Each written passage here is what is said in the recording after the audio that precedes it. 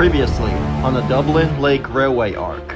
Alright, either all of humanity's perished from the virus or no one gives a crud about us. What the? Who are you?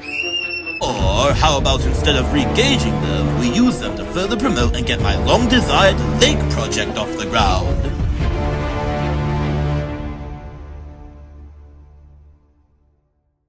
I may have been to the wharf many times over the years with some stone deliveries from the Blue Mountain Quarry, but I've never fully engaged with the museum engines. Guess I'm about to go chat with them all the while getting my running gear modified. Hola, mi amigos! Welcome to the Sodor Steamworks. Soy Victor, and I'm here to show the restoration of the Wharf Museum engines. Isn't that right, Kevin? That's right, boss. I can't wait to find out what song's going to be playing. Well, let's not waste any more time, my friend. Let's get right into the show. Sydney, Mackenzie, and David too. Teresa, Ward Farquhar, and Laura too. Day after day after day after day after day after day we fly past the moon and the sun and we don't know why. The Wharf Museum engines were all recouping at the works from their recent events after Percy accidentally rediscovered them in their shed. All the narrow gauge engines and Mr. Percival had apologized profusely for forgetting about them after the global lockdown, in which they wholeheartedly accepted, though it was begrudgingly from one of them. Teresa was also there too, saying goodbye before making her way to the diesel works. As soon as my driver honks my horn, indicating the line is clear, we can leave. I say, this is just like when I was discovered as a generator at the old military base nearly a year ago. Looks like Peter Sam was right. You do look a lot like him, David. Aren't you gonna say anything? Don't waste your breath, he doesn't talk. You see, bitch, he has some kind of prevention from talking. The others explained that David had somewhat of a building error and that he was non-verbal and unable to speak. Oh. Yeah, and it's stupid because talking to him's like talking to a wall. Oi, we've been over this, Laura. His disability makes him no less of a really useful engine than the rest of us. Yeah, he may be different, but he's one of the best brothers I've ever known alongside Sydney. Whatever, on the bright side, I get to play tricks on him, like this. Laura, don't! Hey David, say nothing if you think I'm the prettiest female engine on this island.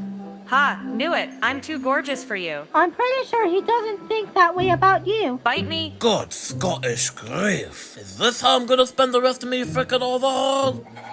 Why couldn't she have been a better hand? What's that what do? Nothing. Thankfully, Teresa was now off to the diesel works and able to leave Laura's drama. Everyone had already had enough of her. She always goes on about something. Okay, speaking about Teresa, I don't know if you know this or not, but a little while ago, us Scarlowy engines also had a new diesel.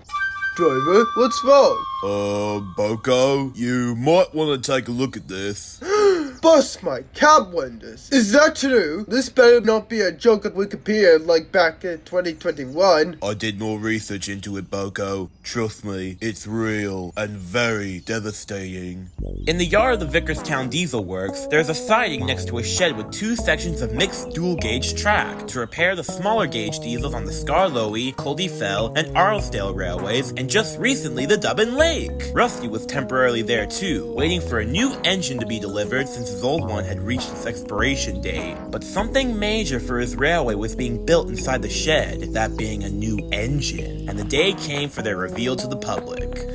For some reason it feels weird having an engine being built on Sodor. I always thought they all came from the mainland. Engines can be built on the island too. The Arlesdale Railway has a workshop where they built their engines in rolling stock. Most of the CGI characters are replicas of famous locos, and those that are either not standard gauge or have long been scrapped. I think that's because of the Preservation Parliament. Oh yeah, a couple examples are Den, Dart, Dennis and Norman, Emily, Marion, Timothy, Hugo, Stephen, Stafford, Whiff, Victor, Stanley, Molly, and Philip. Wait, what's the Preservation Parliament? And what do all these engines have to do with it? It was a document created by Sir Charles Topham Hatt II in 1968 after the end of steam on British railways. It stated that any engine from any part of the world shall be preserved and live/work on Sodor. Sodor, though they must prove to be useful first. And if there are any engines the Topham family want to preserve, but they were scrapped, then replicas of them will be made. The document is still used to this day by the Northwestern and Topham family, and was even given a royal decree by Her late Majesty. How fascinating. I bet Sir Charles would be very proud of his son Stephen for how many replicas he made in CGI that are all related to his proudest work.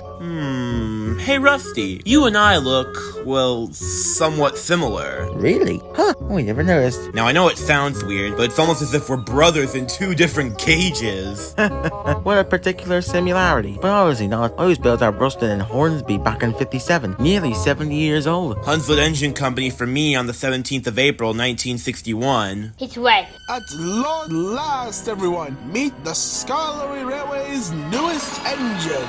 And out of the shed came a brand new yellow narrow gauge diesel. Son of a buffer bee! Wow, he's amazing! He looks like a fine yellow fellow. Hello, Sodor. My name is Ben Glass, or Ben for short. Ben Glass? That's a weird name for an engine.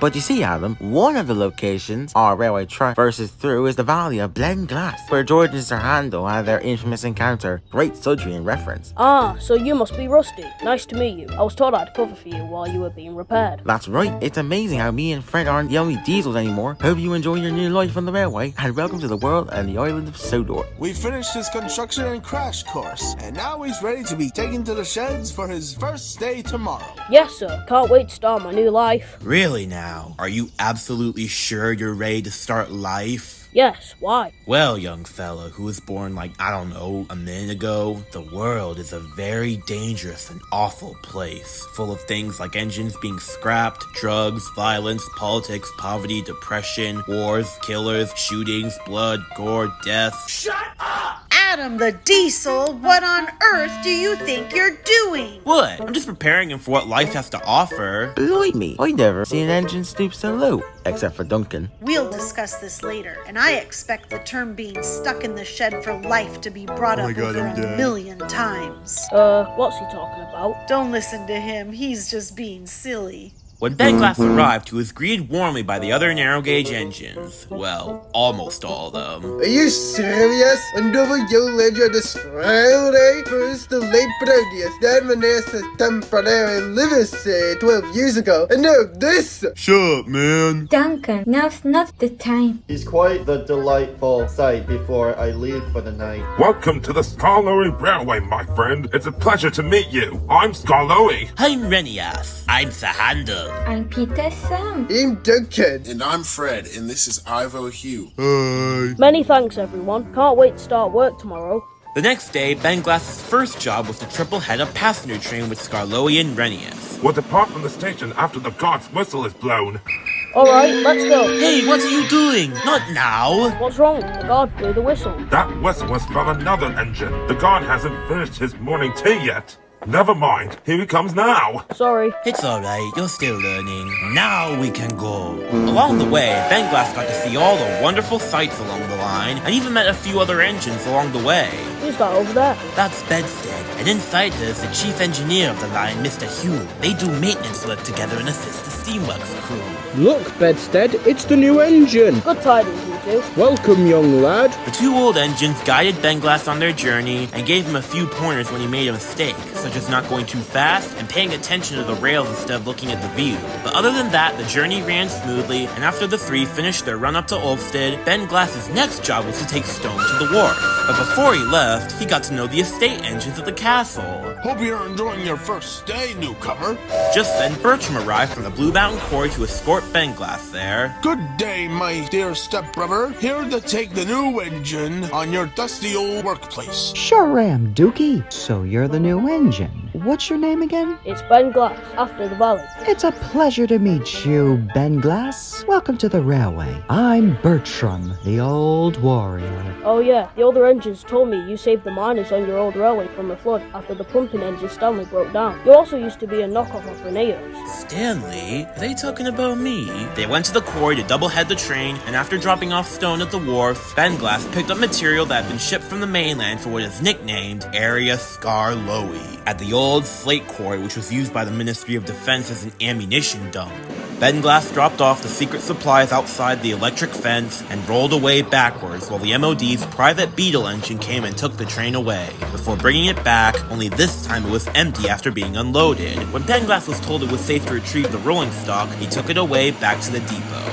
Overall, his first day was a success, but the following morning, Bedstead, who'd been covering Rusty's maintenance work, was having engine problems. So Ben Glass had to wake up early at the crack of dawn to take her to the diesel works and then cover for her on the maintenance train. However, he was very tired from waking up early, and on top of it, it was discovered that the points were jammed leading to Bedstead's siding, so he had to sit around for over an hour while the men fixed them. Oh, this sucks. If I had known this would have happened, I would have slept in. How do you think I feel being stuck here? I was running smoothly with my train from the Blue Mountain Quarry until I was stopped here. Say, Fred, you think we could swap jobs? Sorry, Ben. I don't know if Mr. Percival would approve. Bother. I know how you feel. Me and Rusty don't always like pulling the weed killer train. What's a weed killer? It's a special wagon with a tank and pipe mounted onto it, and it gets rid of growing weeds on the track. Me and Rusty pull it once a year, but we have to do it at a very slow speed, even though we're not fans of being outrun by a snail. We both know it's important that the weeds don't cause any problems for the engines. Now that I mention it, I also hate how the fandom assumes I'm a lazy and stubborn nutcase, just because of what Rusty said about the weed killer in my only mention. He had hoped for Fred, the other diesel, would pull the train today, but Fred was ill, so he says. I see you, you're walking across the campus, cool professor studying romances. I was actually ill that day, but Rusty was in a bad mood at the time. People can call me whatever they want in their heads, but in this world, I am not a lazy sod. I'm one of the most reliable engines on the railway, like my brother Alf on Tallyland, and he and I are almost always running well. I'm not that low-life the media makes me. I often wonder if this is why I never appeared in the books or TV series. Alright, points are fixed, we're free to leave. Ben Glass was very pleased, but while traversing down the line he had to go at a very slow pace, so the maintenance crew could detect any issues along the line. Worse still, they stopped again at Glenlock to replace some rotten sleepers, though the track was safe enough for engines to puff across slowly. But before repairing it, the maintenance crew took a break to boost their energy by having breakfast in the station cafe. But by this point, he had had enough, and slipped away to get some fresh air down the line. Ah, finally, this is just what I needed. Much better than that silly maintenance train. I wonder what I can do instead. It's no good, old boy. This is even more annoying than losing a race to a car. Not too far away from Glenlock, he saw Sir Handel in distress. What's wrong, Sir Handel? Oh, Bedglass, it's you. What are you doing here? I was just, about to pick up a train from Lakeside for Ulster Castle. Well, I really need your help. My cylinder pipe burst and I've got a train full of passengers for Lakeside. My driver was just about to call another engine, but if you could take me to Lakeside and then drop me off at the steamworks, that would be great. Sure thing, Sir Handel. So Ben Glass took Sir Handel the rest of the way to Lakeside, where they met up with Peter Sam at Neptune Refreshments. Wait a minute, Ben Glass, didn't I hear Mr. Percival say you were supposed to be on the maintenance train? You are? You said you were supposed to pick up a train from here to Ulstead. Oh, Something's very weird. I just texted Mr. Percival saying that Ben Glass helped us and he was very confused. What are you doing here, Ben? Well, I was doing maintenance on the line, but I was tired of going slow and constantly stopping, so I decided to flee the scene while no one was looking. What? You ditched work? Ben Glass, you idiot! You know how much trouble you caused? Why are you both mad at me? Because that was a very irresponsible thing to do. The maintenance train exists for a reason, to keep the railway safe for us to run on. Without it, the number of accidents for us engines would be 1,000 times more than today. Ben Glass was horrified. Furthermore, trying to get out of work of any kind is deeply immoral. Sometimes you just have to bite the bullet and not have a negative attitude. This one time I pretended to be ill under the influence of Gordon because I didn't feel like working at the slate quarry that day. When Peter Sam was taking over for me, some trucks crashed into him and damaged his funnel. I felt so guilty seeing his injuries that I kept telling myself it should have been me. Thankfully, there was a silver lining to my incident, as that's how I got my special final. But that still doesn't justify getting out of work you don't enjoy. Mr. Percival's not going to be happy. Ben Glass now felt very ashamed. ashamed. I'm sorry. I didn't realize how important the maintenance train was. I was just bored of waiting around. That's no excuse to... Oh crap, I just realized. We passed by Scarloey going the opposite direction, the opposite way. He'll derail on the buckled track. Oh no, what have I done? Hey, where's Benglass? Oh no, the train's too close. Scarloey, slow down! Driver, stop! What in the name of Dale? Scarloey, what's going on up there? Luckily, Scarloey hadn't suffered any serious damage. Soon help arrived for him, and the track was fully repaired. Peter Sam took over the maintenance train, while Benglass helped Scarloey the rest of the way back to Croven's Gate. Mr. Percival was not happy with the new yellow engine, even if he did help Sir Handel. I'm disappointed in you, Benglass. On my railway, all the engines are expected to do the work given to them, whether they like it or not. And you almost damaged one of them by not being on guard and telling him to go slow over the damaged track. I'm very sorry, sir. I do know what I was thinking. I promise it will never happen again. That's a good engine. However, once we get back to Croven's Gate, you will stay in the shed for the rest of the day. And starting tomorrow, you'll be on maintenance duty again until Bedstead returns. Fred will tag along with you to show you the ropes. Yes, sir. I'm sorry, Scarloey. I didn't mean to make you crash. It's alright, Ben. I forgive you, but I hope you now understand why the maintenance train is important.